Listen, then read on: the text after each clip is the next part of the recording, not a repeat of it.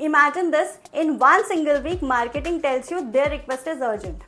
Customer support tells you their request is urgent, and engineering tells you their request is urgent too. Everyone is right from their own point of view. So who do you actually listen to first? Today, I am going to teach you exactly how to prioritize requirement using simple, real techniques and one real example. No confusing framework, no complicated maths. Let's begin.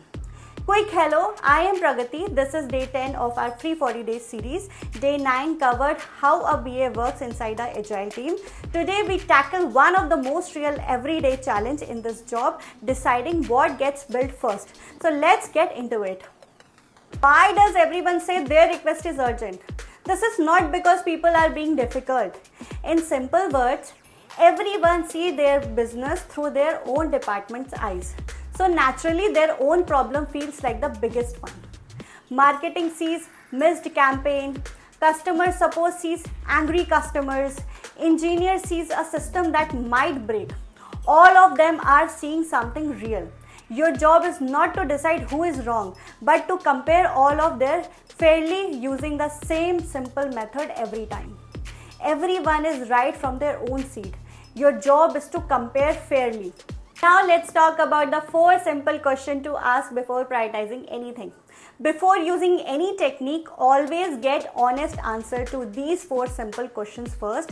This alone solves half the confusion. Number 1, how many customer or user does this actually affect? Number 2, what happens if we do nothing and just wait? Number 3, how much effort or time will this realistically take? Next, does this connect to a goal the business already cares about this quarter? Once you have the honest answers to these 4, prioritizing become a lot less emotional and a lot more factual. Now let's talk about the 2 easy techniques real teams use. Let's learn 2 simple techniques. You do not need fancy tools. Both of these work on a whiteboard or a spreadsheet or even a piece of paper. Technique number 1, Moscow. That means must have, should have, could have, won't. This technique simply sort every request into one of 4 buckets based on how critical it really is. So what it means. So example, let's take an example. M is equal to must have, break something important if not done, fix the wrong search result. Customer are affected right now. S should have, important but the business survive without if this week's genre filter feature valuable but not urgent. C could have, nice to have, small impact if skipped, homepage banner, helpful but a small promotional push. W won't have for now, not happening in this cycle. Revisit later, backend library upgrade, important but not breaking anything yet.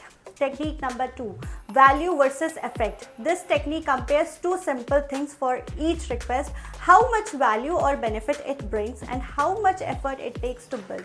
You place each request on a simple grid with 4 zones. High value, low effort. Do these first, they are quick wins. High valuable, high effort, plan these in. Big and worth it but need real time. Low value, low effort. Fine to do when there is spare time. Low value, high effort, avoid or postpone these.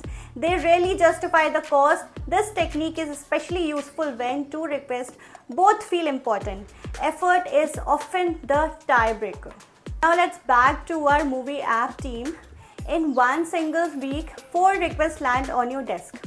Marketing wants a homepage banner promoting a big new movie release needed by Friday for a partner deal. Next, customer support says search results are sometimes showing the wrong movie and complaints are increasing. Product wants the genre filter story from our trending movie epic. Still waiting to be built. Engineering wants to upgrade an old backend library before it eventually breaks something. Let's run these through Moscow. Using the table above as our guide, wrong search result affect real customer right now. So that becomes our must have. The genre filter is valuable, so it becomes a should have. The banner is a nice boost, so it becomes a could have. And the backend upgrade, while important someday, becomes a won't have for this cycle. Since nothing is breaking yet, now using value versus effort. As a second check, fixing search is high value and relatively low effort, so it is quick win and confirms our first pick. The genre filter is high value but takes more effort, so it is planned in, not rushed. The banner is lower effect but also lower long-term value, so it can slot in whenever there is a spare time this week. Final priority order: fix the search bug first, build the genre filter next, fit in the banner if time allows, and revisit the backend upgrade next quarter. The 4 requests placed onto the value versus effort grid, then reshown as a final rank list. How to say not now without upsetting anyone? The hardest part is not the technique, it is telling someone their request is not first in line. Here are simple, honest phrases that work well. This is genuinely valuable, and here is exactly why it is placed after these 2 order items right now. Here is what we are prioritizing first, and here is when I expect we can look at yours. Can you help me understand the impact a little more so I can compare it fairly against what else is on the list? Notice none of these say no. They explain the reasoning using the same fair method for everyone, which is usually all people actually want. Now let's talk about the 3 simple mistakes to avoid.